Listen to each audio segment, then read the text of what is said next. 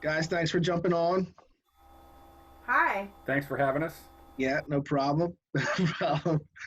This is all kind of new for me, so I can't pretend to be an expert, but you know, what you guys have done since the first time I ever stepped foot in Steel City.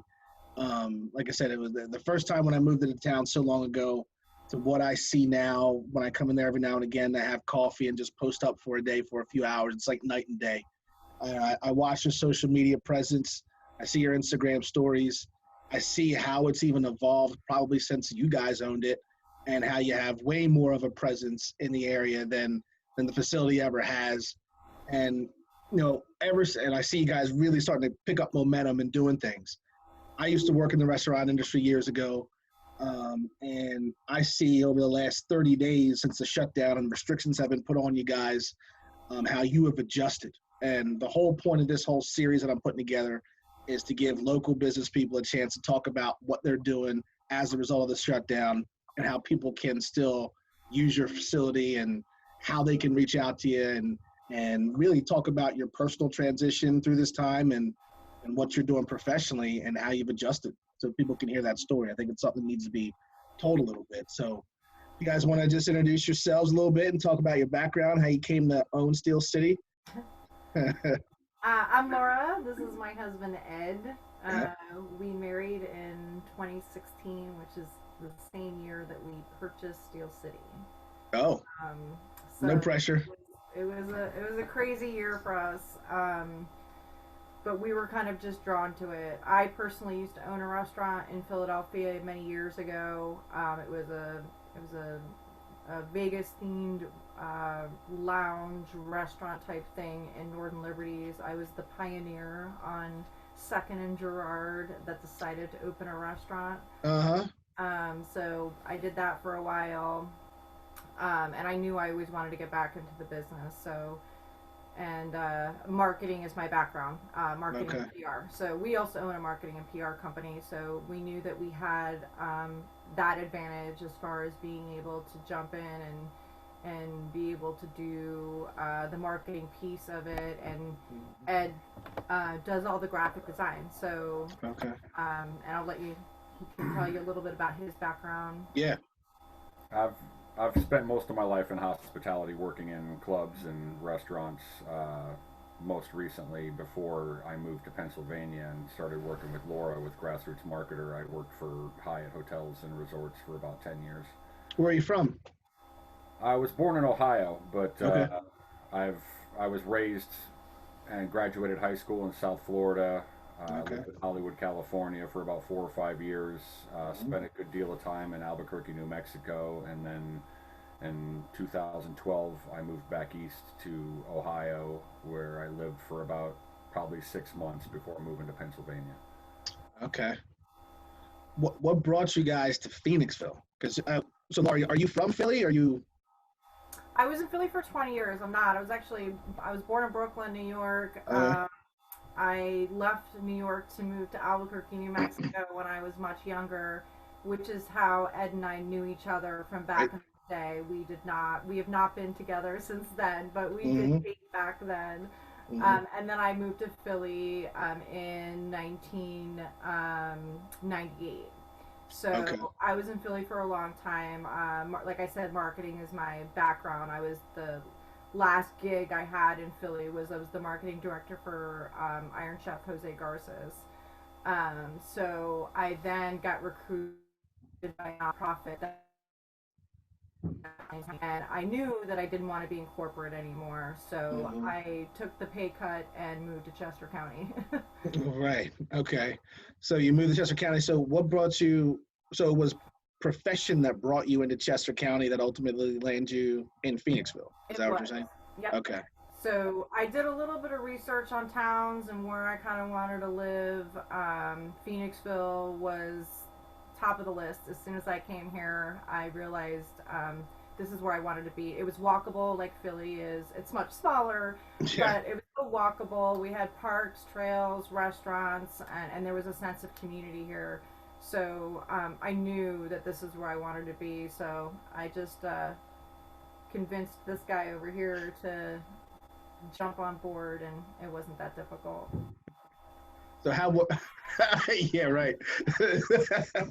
so how was that transition for you, Ed, to decide, okay, it's going to be Chester County, it's going to be Phoenixville? Like, what was that for you? It really wasn't. It really wasn't that hard at the time. I had just quit working for Hyatt, and I had moved to Ohio, and I did not have a full-time job at the moment, so it wasn't like I had to uproot my entire life to move to Pennsylvania. I had just moved to Ohio, so I already pretty much had uprooted my entire life to begin with. So it was just, honestly, it was just one small step, making it from New Mexico to Ohio, and then getting from Ohio to Pennsylvania was a very small step.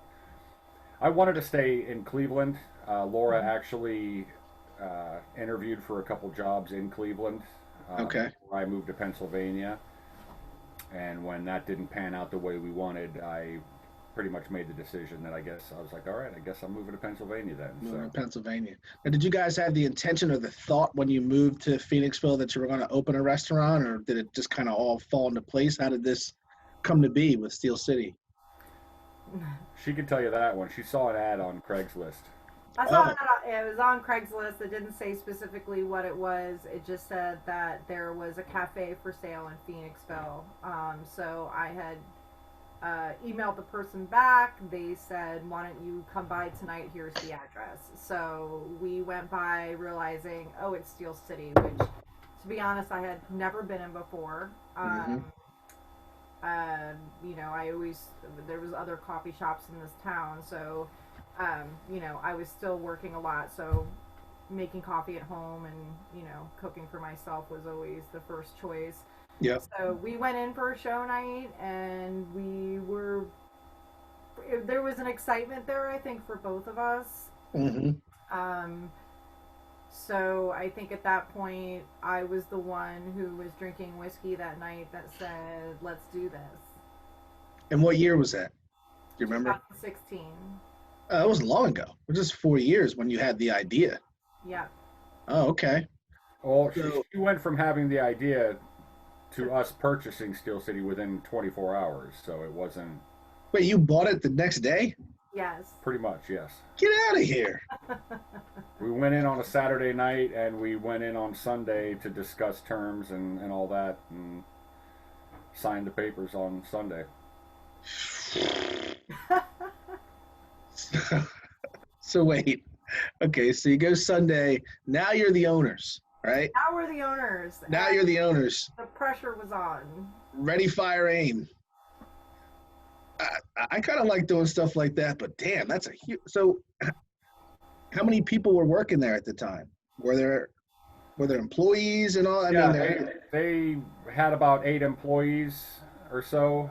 I don't think they didn't have too many. They had a couple cooks in the kitchen, but their baristas were cooking as well. They had one official chef, and then the rest of the staff in the kitchen was just the baristas helping out and jumping back there when they needed to. So as you're talking, I'm trying to wrap my head around this, because so you both have a long experience in hospitality and restaurants. You guys can walk into a place and get an assessment of what the facility is, an idea, maybe how much revenue they're generating, maybe what the upside is long term. Like, you're running this through your head automatically, and you've probably been doing that for a long time in your head, right? So it was kind of like an easy estimate in your head to say, okay, we could probably generate this amount of money. We could probably do this. We could probably do that. It's available. The number's right. Let's go. Or was it just not that scientific, and you guys were like, screw it, we're going to go and see what happens? It wasn't that scientific. Okay. I think for me, there was a little ego involved. Yeah. Like, I can do this. We can do this. We knew the marketing background that we had, and we also had a lot of faith in Phoenixville. We saw what the town was doing, what the community involvement was, as far as, like, there wasn't one person marketing the town. It was everybody marketing this town, and we just felt like Phoenixville was on the map, but we felt like it was going to be on a bigger map at some point, and we felt like we wanted to be a part of that. So I think it was driven by ego. I don't necessarily think it was driven by the numbers we saw. I can guarantee you it was not driven by the we saw. Right. Yeah, we knew they were pretty upfront and honest with us, and had Yeah. pretty much admitted to us beforehand that no owner had been able to make it successful. Like they've gotten to break even points, they've gotten to points where they were able to survive, but but as the term successful never really fit in before that. And like Laura said, there was a bit of arrogance on our part that well we got knew what this. we knew what the previous owner's focus was, and that was mostly on the arts and music. Yeah. Which we wanted to keep going, but we also knew that there was not a whole lot of focus on the food and beverage aspect of the business, and we felt that we had the experience and the knowledge to bring that aspect of the business up to par with the music aspect. Yeah. So we felt we had the knowledge and the experience to do that, and that I guess that's where the ego and the arrogance came in a little bit. Like, yeah, we can do this. Yeah. I'm not going to say that there weren't a lot of tears. I mean, I cried a lot for the first year. I mean, it was, what did we do? Why did we do this? Yeah. Well, I mean, you got to have some bit of an ego to jump into something like this anyway. You know what I mean? Yeah. Whether it's reckless or whether it's calculated or somewhere in between. I mean, it's kind of required to jump into entrepreneurship. I mean, what you were saying of what the place used to be and how you've built on it, you can feel that when you walk in there today. You can still, for the old townies and the people that have known what Steel City was, like coffee and maybe a little, whatever people thought of, you've been able to keep that sense of it, that town sense of it, but build on to it with all the new things that you guys are doing now. And you say you've owned it for what, 4 years now? Yep. 4 years. And so now you guys, I mean, do you feel like you're kind of humming, or you're kind of, you have a little bit more of an identity, you've separated yourself from what it used to be and are establishing your new identity? Well, it was important to us to maintain what Steel City was. It's always been looked at as kind of like the creative and artistic hub of the town. Right. We wanted to maintain that aesthetic of it, but we obviously wanted to build on that. So we feel like now with the current situation, we don't, obviously we're not feeling 100% confident, and we're obviously going to have to alter the business model to a certain degree in order to move forward past this current situation that we're in. Yeah. But before this happened, yes, we were very happy, and we felt like we had finally, after 3.5 years, we had started to move into profitability, and especially with adding the brewery in February of 2019, we stopped the BYOB, and we started brewing our own beer and selling Pennsylvania spirits and Pennsylvania wine, as well as our own craft beers. We felt like that really took us from the break-even zone that we had been in for about a year, and started to move us into profitability, and we really felt like things were taking off really well right when this whole thing started. So I mean, up until I would say, probably mid last year, Ed and I have been working 7 days a week, 12-hour shifts. So the fact that things started to ease up once we had put the brewery in, there was that excitement of like, here we are, we're over this hump. So when the pandemic happened, it was definitely devastating, and the thought of never reopening, came to our minds for about 20 minutes. Yeah. It was kind of like, we can do this. The support around Steel City and around Phoenixville, and, our marketing skill set, and just honestly having like good books and, being organized in the back of house of our business, I think helped us a lot. Yeah. So, like Ed said, the model is going to change. And let's dive into that in a second. I'll say that just from my perspective, to give you guys some credit for what it's worth. I mean, I've watched you transition and build on that arts center that Steel City has been. And for the time that you have been able to roll with the new menu and the brewery, in addition to coffee and music and everything, like I started to see, in my opinion, just a new institution to what Steel City could really be, and you guys have really brought that out. And that's why I was so excited talking to you guys, because I've seen the change. And it sucks that this has happened now, but the fact that you've been able to give this image for somebody like me who wasn't really familiar with what Steel City was, I'm like kind of on the outside and wasn't your regular customer, but just watching what you've done and to see what you've done and now to see how you're transitioning is pretty cool. So COVID happens, restrictions come, and you guys are, shit, what do we do now? And well, what do you do at that moment? So I think initially we thought we're closing. Like, we're just gonna temporarily close until this is over. I think that we were, there was two sides to it for both of us. We were kind of like, if we don't close, we look like assholes. If we do close, we could close forever. Right. So I think it came down to us giving it a couple of weeks, and then we were like, let's build an online store. Let's do some curbside on Saturdays and Sundays. So that's kind of the direction that we went in. Is just kind of like, let's see what this does. What does this mean for us on weekends? So not only that, but we were like, okay, we could do growler fills. Like, why not? Let's see if people are interested in that. So we've been adding to the menu every week and taking requests from people, but we are definitely, abiding and exceeding what we need to do as far as the guidelines go. And safety and all that, right. And then we also put it out to the staff. I mean, foremost, the most important thing that, we were upset about was the staff. I mean, we have 15 staff members that lost their jobs. And yeah, to be honest, 2 or 3 of them at the most have gotten their unemployment. And it's just because, like, they either got their PIN and not their card, or their card and not their PIN. Mm-hmm. So we thought, well, let's open this up and see if we can start offering them some shifts. And it's not mandatory. They can work if they want to. We're not forcing it on anybody. So right. It's definitely been a challenge. And yeah, like I said, we're going to have to rework our model moving forward. And we are, especially in the beginning, we were really torn because we want to be responsible members of the community as business owners. We don't want to add to the danger of this situation that's going right. on right now. But at the same time, it's like, it's a catch-22, Right. You if you stay open full time and you expose your customers and your employees to risk, or do you close down and pray that it only lasts long enough that you're still able to reopen the business?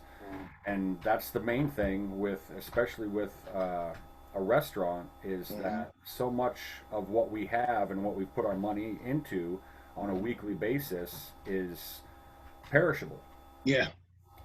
So just shutting down completely and emptying the refrigerators and getting rid of all the product is only going to make the situation worse when we have to reopen, because then you're turning around and looking at another $10,000 to $20,000 investment just to restock those refrigerators, just to get your menu back online, kind of thing.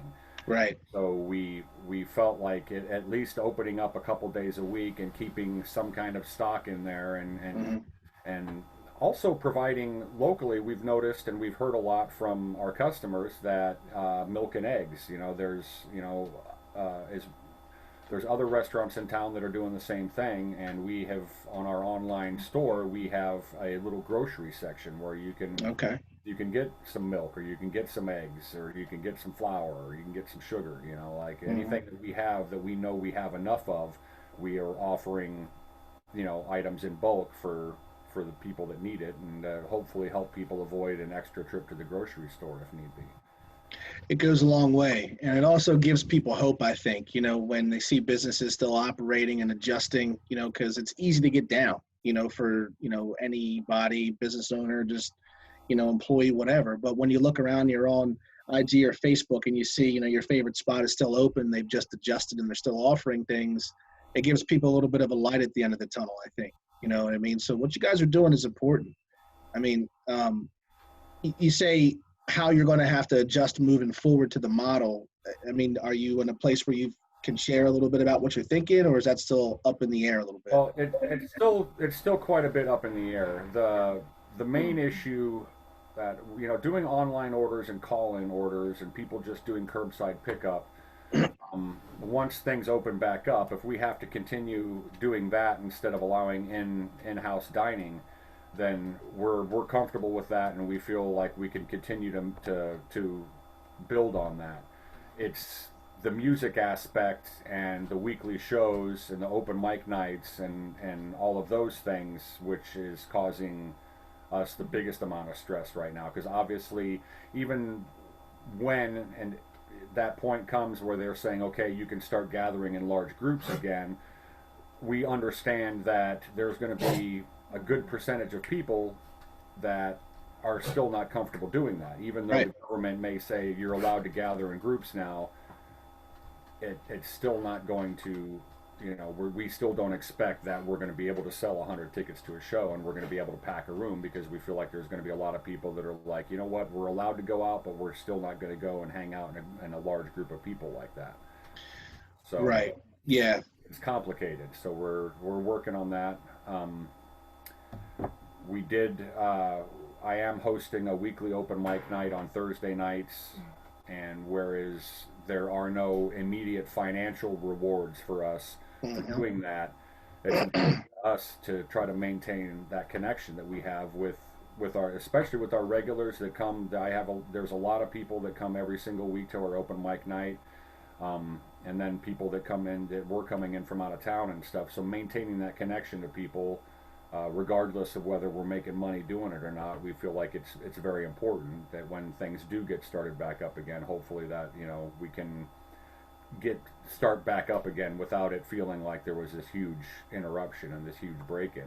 And we're definitely concerned. I mean, we've become the work at home spot. We've become the place for people to come and use our Wi-Fi, and we've put a lot of thought into even the Wi-Fi. Opening up, we have the best system now in there, so we miss everyone, and that's going to take a huge impact on us if they continue those guidelines of the 6 feet, or I read somewhere that we might have to take temperatures of the customers when they come in the door, or our staff, or everyone's going to have to wear masks in there until 2021.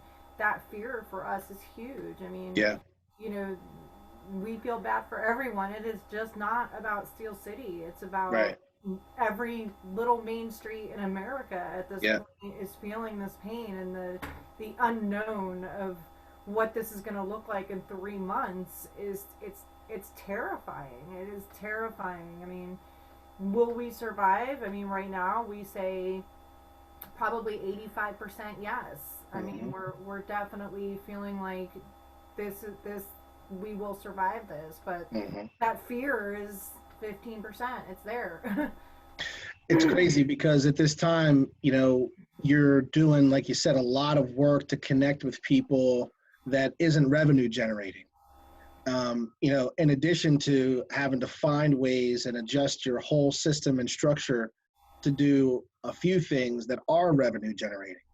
And even that revenue isn't enough, but so you're just working double time to, try to get through this period, however long it's going to be. And 90 days in a restaurant is a lifetime, right? It's a lifetime. And I just read an article recently. It was out of Philly. I think it was in the Business Journal. And they said that, when you talk to some of these top chefs and even just small business restaurant owners, we're prepared to open our restaurant once. Right.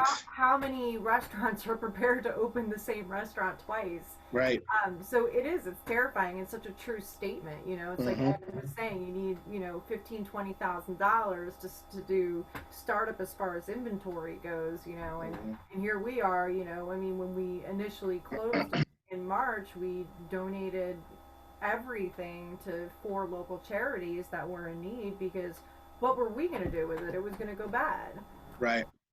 So we were trying to give back, but crying at the same time, and now we're kind of like, we've got to come up with some funding to be able to reopen. Yeah, because now the governor, they spoke today, they said May 8th, the stay-at-home order has been implemented or extended to. But the plan is that they're going to start some measured openings of businesses and services and that kind of stuff. to whatever degree that's going to be is up to be determined. And that's the tough part, is that we are where we are right now, so we can sort of structure things as best as we can to make it work right now. But in 2 weeks, it's going to be something different, So, how are you guys? I mean, you've talked a lot about how you're maintaining now, but how are you just sort of trying to stay fluid, given the uncertainty that you're talking about? Do you understand where I'm going there? Yeah, it's difficult because of the unknown. Because Yeah. like I said before, is we have a very small staff. We had intended on making a few new hires before this happened, because heading into the summer we were expecting to get a lot busier and have our Right. show nights and everything. So And we were looking at a second location. Ah, yeah, we were looking at expanding and building on the brand some more. So Mhm. obviously those plans have come to a halt. Mhm. We're trying to maintain. It literally changes just about every week. Yep. We're trying to mostly maintain a positive attitude, Mhm. and maintain what we've got in the bank account, and that's I don't know. The unknown is the biggest struggle, because we don't know what it's going to look like in 2 weeks. And come May 8th, they are going to relax things, but we also know that, especially as far as our shows are concerned, we're going to be the last in line as far as reopening completely. Right. That we're sure that even if they relax the stay-at-home order on May 8th, it's probably going to be June or July before they say, okay, you can start gathering in large numbers again. So Yeah. we are prepared. We're both prepared to go back to work 7 days a week, exactly like we did when we first opened again, and put those kind of hours in, because we don't know. Like, once they lift that on May 8th, we, business is going to pick up. Yeah. We don't know how much it's going to pick up, how long that recovery is going to take before we really start seeing the same kind of numbers that we were seeing before. Mhm. But we are also under the understanding that it's probably going to take about 6 months to a year Mhm. before we get back to having, Saturday, Sunday morning crush, where we've got a line of people coming in to get breakfast and coffee on the weekends, and a lot of people coming into work during the week. So we know it's going to be a while. So. And this year, I mean, this was going to be our best year. Yeah. Financially, this was definitely going to be our best year. They've Right. canceled every festival. I mean, every festival across the board has been canceled. So, we had beer gardens that were going to be set up in front of Steel City. We had, a whole lot of Lulu was canceled. I mean, the chamber. Both food truck festivals. Yeah. Right. I'm sure that in July we normally have the Blob Fest. Yeah. We haven't heard First Fridays. Heard what's going to happen with that. First Fridays are going to be done for. So there's a lot of things that the town was doing that helped us with our numbers and our business, that those things aren't going to be happening now again too. So yeah. Obviously, not only do we have to worry about what's happening within our four walls of Steel City, but we have to be conscious and aware of everything that's going on outside of those four walls too. So in that sense, it just makes it even more difficult to try to figure out how this is going to work after all these restrictions are lifted. And once, it's the fear. That's the biggest thing. It's fear and people's apprehension about coming back out. We think that's going to be, that's the one unknown factor that we really you can't gamble on. You can't figure out, we don't know one way or the other how well, people are going to be sick of staying at home, but they're still not going to want to hang out in large numbers. They're not going to want to walk into a restaurant and see it packed to the walls and be like, oh, and they may not feel comfortable stepping inside at that time. So. And I also think a lot of people are going to remain laid off. So I think people are going to be concerned about their bottom line as well. So, driving into Phoenixville and, coming into our local stores and coming into restaurants and going to the breweries and going to buy books, what does that look like for us? I mean, they're not going to flip a switch and we're all back and everything's great again. Right. This social distancing, I feel like, is now going to be always in the back of everyone's heads, regardless of when this is over. Yeah, I think it'll be is measured a reopening in people's minds and psyches as it has been a shutdown. Like as people start to feel a little bit more comfortable, they see the numbers going down, and maybe if the weather gets a little bit more warmer, people get a little bit more itchy to get out and about and do some things that they'll feel a little bit more comfortable come the 4th of July, come Labor Day, being a little bit more adventurous and being around more and more people, But you're right. I mean, it's a long road. It's a marathon, and it's the unknown. I mean, none of us. I was talking to my mom the other day, and she reminded me of I don't know if it wasn't smallpox, something that she had to go through when she was a kid, where they put red signs on people's doors. When there was some huge virus, and she talked about the psychological impact that had on people. Now back then, it was sort of like, rub some vinegar on it, you'll be okay, and get out the door.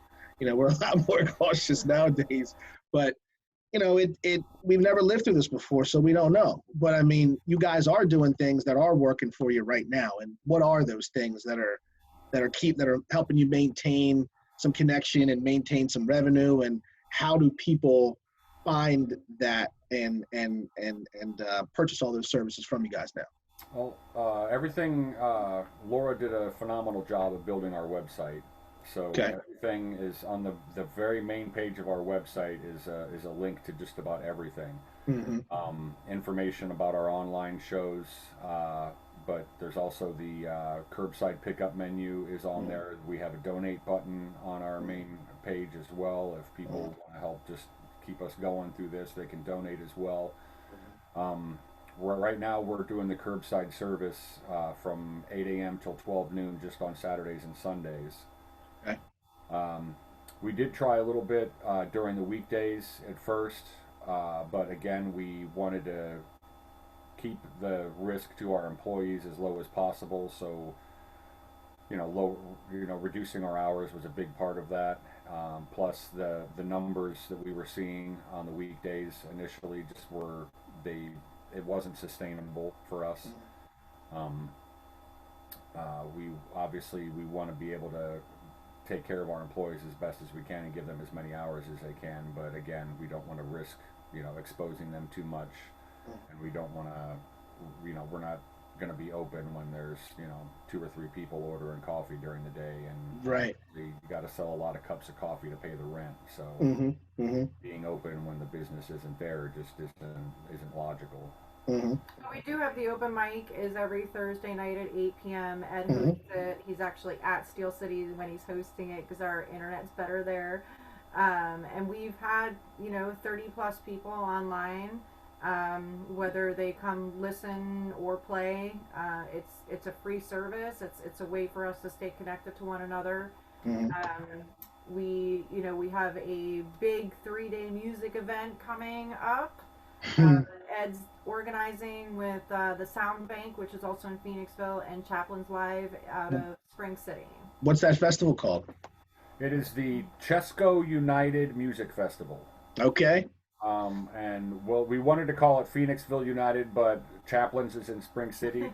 So we went with Chesco United. And I don't know, especially locally, a lot of people see us as competitors to Chaplin's and competitors to the Sound Bank. We don't necessarily see it that way. We thought this would be a good way to show people that we don't. By teaming up with them, it's 3 days. It's May 15th, 16th, and 17th. Yeah. It is from 4 p.m. to 11 p.m. each day. Oh, cool. The Sound Bank has Friday the 15th. We have Saturday the 16th, and Chaplin's has Sunday the 17th. And each day features, I think there's 11 different artists each day that are performing. We're getting pre-recorded and recorded performances from them that we are going to air throughout the day. Each one of us will be hosting from our respected location and doing kind of like a telethon kind of thing. We're going to be putting out some information here today, as a matter of fact, about sponsorship opportunities for other local businesses that are able to sponsor the event, so that we can advertise for them as well during the performances. And there'll be live auctions throughout the event. We actually just got 2-night stay, and Kate May donated to us. Nice. The Demutis family. So we're excited about that.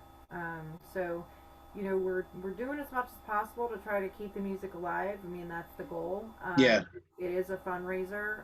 We do have a website set up for it, which is ChescoUnitedMusicFestival.com.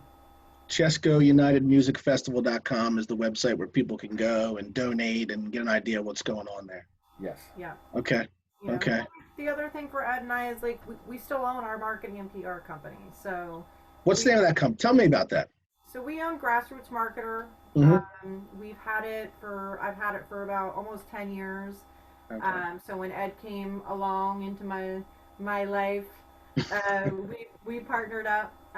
So we do a lot of social media marketing for small business. Our focus is on only small business. So restaurants, retail, just really any type of small business. We don't dive too much into like IT or business to business, but we focus on graphic design, social media, website building, press releases, and we've been very lucky. We haven't lost any of our clients since this has happened. Mm-hmm. So we've been extremely lucky. So we do some pro bono. We are talking about doing hour sessions. Are you laughing? Why are you laughing? I'm laughing at her because she says she does some pro bono. She does a lot of pro bono. She doesn't tell you how many websites she has built for people and hasn't charged them a dime for it. I'm a believer in small business. I think, especially in Phoenixville, if they fail, we fail. So I think that it's important for us to, it's good karma to give back and to continue to help some of these businesses. But we are going to be launching 1-hour sessions for small business to kind of, let's brainstorm, let's figure out what we can do, where the difficulties are and how we can kind of like, not necessarily reinvent, but let's see what we can do. Let's be creative together and see what we can do. And it's funny you say that, because someone like me, who I'd like to generate a lot of different types of content in a lot of different platforms, but I'm not always sure on, number one, how to edit it correctly, number two, how to distribute it correctly, and number three, to really put a schedule together to do that consistently over a long period of time. Come up with a lot of great ideas and start for a little while, and then it fades off because you get busy doing other things. If you have a small team like I do, there's only so many hours in a day, so much manpower. So you need help with these kind of things. And, like I said, I love doing stuff like this. It'll be like a 30-minute or so interview. There's a lot of great snippets that I could clip and edit and promote. And I'm going to do this, I'm going to do that. But then you get a call for to generate sales, and, the whole thing gets washed away. So that's things that you guys help with. Yeah, so people underestimate the value of marketing. I've been in marketing a very long time, and it's crazy to think like that's the first department that's laid off always in business, and it's crazy when you think about it, because that's actually a revenue generator for you. So it's always boggled my mind how people underestimate the value of marketing, and it is time consuming, and it is a full-time job. I mean, we work all hours of the day. We don't sleep very much, but I am passionate about marketing. It's what I love. I love doing it. I'm constantly coming up with new ideas and new businesses, and it drives me crazy. The creator. We can do this. We can do that. We can do this. We can do that. That literally is our day sometimes. Yeah. Can we just finish this, please? Yeah, no, I get it. Well, and a lot of the stuff that we do is ongoing. There's besides the social media posts that we do for some of our clients and stuff, there's always something to do, and there's always a way to bring more customers in.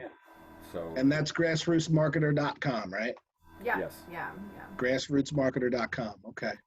And then also with Steel City, with this time, we launched a Spotify account. We've launched a YouTube channel. We've, we're kind of like rounding out our brand at this point, Yes. and things that maybe we haven't had time to get to or learn. I mean, I didn't know much about Spotify. I hate saying it because I'm dating myself, but I really didn't know anything about Spotify or how to create a YouTube channel. So we just sat down and learned it, and now we have followers on it, and it's been good. So I think we're just kind of rounding out Steel City's brand. We're seeing a need for grassroots marketer at this point. We really don't advertise it. We keep ourselves very busy with it, but I think that there's a need for some of these small businesses to, get a couple of hours in with us and see how we can help them. I think it's important because I know for me and what I do, things are, I believe that moving forward, people will look to go through as much of a real estate transaction online as they possibly can, whether it comes to finding the house, having a consultation. Maybe they're going to want to still go and see it, a lot of people, unless they're an investor. But then when it comes to negotiations, that's done virtually, and then signatures are all done virtually. And if you can close virtually, people would rather do that. So if I don't have a presence that allows me to share that with people, they're going to go somewhere else. Now, this might be 10 years from now where that's the new normal, but it's coming, and I think this is sort of the catalyst of that, people wanting to do business that way. And for you guys to be able to round out your brand right now, it'll be more important than ever, at least for a while. If people are going to Google Steel City, who are you? What do you do? Is it worth the risk to come out? Well, let's take a look and see what they do. That looks like a good time. Let's go check it out. You know what I mean? And the more ways that you can share your vision and what you're doing in as many platforms as you possibly can, the better off it's going to be for you guys, right? That's the idea. Yeah. And the fact that you own a marketing company to help you do that's pretty convenient. Well, So. that was a bit of where the arrogance and the ego came in at the beginning too. Is that we felt like not only did we have the experience in food and beverage, but we also had the marketing experience to get the name out there and to get some attention and get some customers that way. It's not always about analytics and, all these, terms that people use. It's just about hunkering down and figuring out the right messaging, the right images, using professional images of your own items instead of stock photos. Right. It really comes down to just the knowledge of looking at your brand and thinking, where do you want to go? I mean, we do a lot of research. I mean, I look at coffee shops in California to see what they're doing, and we're constantly looking at other music venues in, Arizona. Like, it's just us kind of like trying to figure out what other people are doing and how we can kind of do that, improve on it, use some of it. Well, not sucking is important too. Yeah. We tell just about all of our clients when we have that first initial sit down meeting with them is that we could market the crap out of your business and we could bring 100 new people in your front door every single day, but in order to retain those customers or to get any of them to come back, the business has to be on point. Yeah. It's like all the marketing in the world isn't going to help a business that disappoints people when they come in. Yeah. People come in and they get disappointed. All that good marketing just goes right down the toilet. So making sure that your business is on point, and within those four walls, you're at the very least meeting people's expectations. Ideally, you should be exceeding people's expectations. Right. And if you don't, then all the marketing in the world isn't going to help you. So it's definitely it's a double-edged sword, and there's definitely more than one side to the story in that regard. And we've also worked with companies where they're just not they don't communicate with us, and it's like, we won't take you on. And it's one of those things where we initially sit down with a potential new person, we tell them, communication is key here. If we pitch something to you, we need a response within 24 hours. If it's going to be a week before we hear from you, I don't want to be involved, because I don't want my name on something like that. Communication is key, and one of the biggest things that we do with grassroots marketers is that we actually go in and we train one person. So if there's an assistant that you have, or the owner wants to learn, there's nothing wrong with learning a new skill set. So if it's, the basic social media 101, let us teach you. You know, you Yeah. don't need to keep us on forever. Take what we're giving you, this platform, and run with it. Right. Well, the marketing response is just as important as the sales response. And I think that's what a lot of people don't understand. You know, I Right. mean, you're going to return a client's or a prospect's phone call right away. But if you're launching a new marketing campaign and you're not giving your marketer good feedback or what you think or what's happening, you're just going to, spend a lot of money wastefully, and it's not going to get the results that you need. It requires constant attention, It's and true. It's Well, very and we've had clients that we have stopped working with in the past because they were so critical. They would hire us, and then they would question everything, and then we would have to explain to them on a daily basis what the value of this or that was. Mhm. And it's one of those things where it's like, did now you hired us because you knew that you did not have enough marketing knowledge to do this on your own, and now you're going to tell us that you don't agree that with this method, with how this is going to work for your business, when we're telling you this, we've tried this before, this has worked before, we've tried this before, there are other things that people want to do that we're like, look, we've seen people do that before, it's going to backfire on you, that's not going to work the way you want it to. It may look that way now, but we can promise you from our experience, what we have seen is that's not going to work.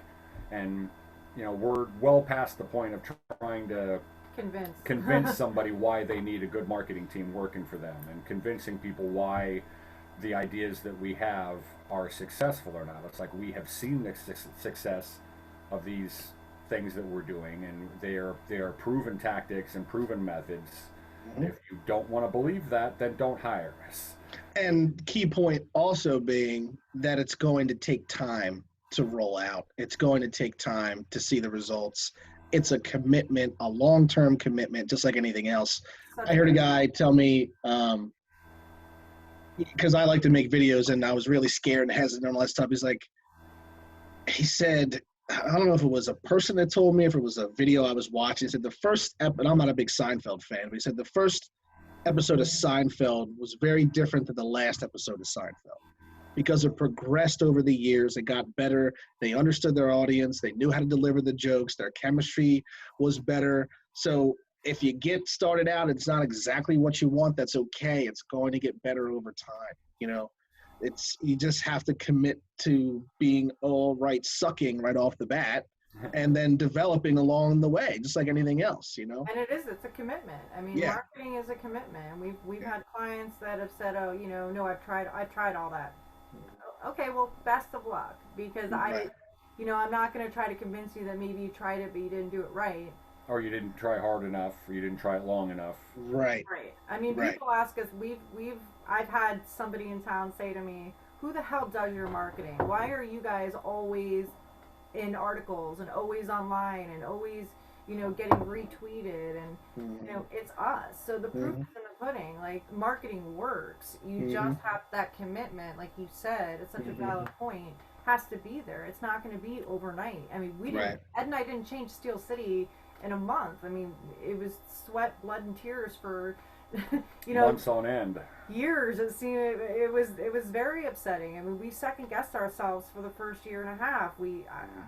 What the hell did we do? Like, saying, like, I can't believe we spent all this money and this is where we are. But it's like, come January of this year, we were patting ourselves on Yeah. the back, and then Yeah. bam. Yeah. You're like, oh my God, I'm never drinking whiskey again.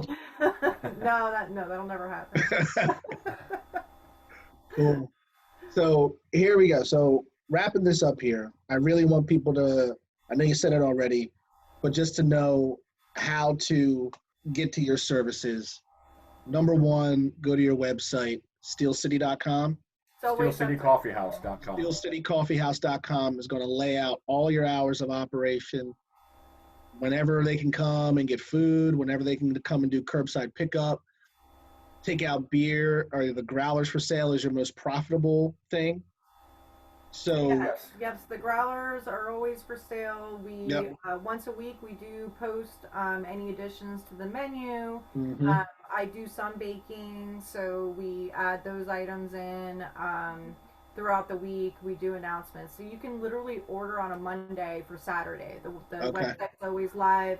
You can go in and pick up or pick your pickup day and time. Mhm. So if you're picking up Saturday or Sunday, you pick your time. Mhm. Show up, you call. Ed runs out with his gloves and his mask on, Mhm. and Mhm. he is bringing your order out to you. So everything's done online for us. Right. Okay. We have the open mic on Thursdays, and then we Okay. have the Chesco United Music Festival coming up as well. So The open mic, is that on your Facebook page? It is on our Facebook page. Every week I set up. Right now we're doing it on Zoom. Okay. Because that actually works out better for us. That way, I can mute everyone else while the person that's playing can perform, so there's no other interruptions. The link to that Zoom is on our Facebook page. Yes, there's an online open mic Facebook page. Okay. I update the meeting number and the password on that every week. Okay. And then, of course, you have grassrootsmarketer.com. yes, So you guys are covered end to end. it's always open. It's always open. Always. Cool. So you guys, I mean, just closing comments, anything else you want to get out there, or Just you thank guys you. good? I mean, Yeah. we're appreciative of people like you. I think it's great that this messaging is getting out there, and I could give you a list of other businesses that would probably be appreciative of something like this. Yeah, send them my way. Yeah. We're all struggling, so I definitely don't want this to be about Steel City. I mean, it's even sad that they closed some of the shelters down. So Yeah. the homeless people are living on the streets now in Phoenixville, and it's hard to see. So I think that the messaging at this point is that we are all in this together, and it's not just about Steel City or just Phoenixville. It's about all the main streets across the United States. So No, it really is, and it's about I think what I'm hearing is that people are getting a little bit of hope by these little snippets and videos, just because, like you said, it is all about all of us, and people can relate to what you're going through if they're a small business owner, especially a restaurant owner. A friend of mine that lives in Newport Beach, I spoke with him. He shared his story and his concern for the people. Now he has about 50 people that work for him. It's more or less of a small chain. And, his concern was, when do we bring people back, and should we bring people back? If there's some of these people are making more unemployment than what I could pay them, because when I do open up, it's only going to be part-time. What do we do? And so what are the long-term impacts? He's not really sure. They're adjusting as best as they can. But hearing that, and when people start to bounce ideas off of each other, you get creative, and hopefully you can kind of just hold on until things start to be fluid a little bit more, so that's the whole idea. So thank you guys for being a part of it. Send me that list of companies that might get something out of this. I'd appreciate that too. all right, that's no problem. I could definitely do that. Thank you guys. Thank you very so much. much. It was Take good talking care. to you, Chris. Thank you.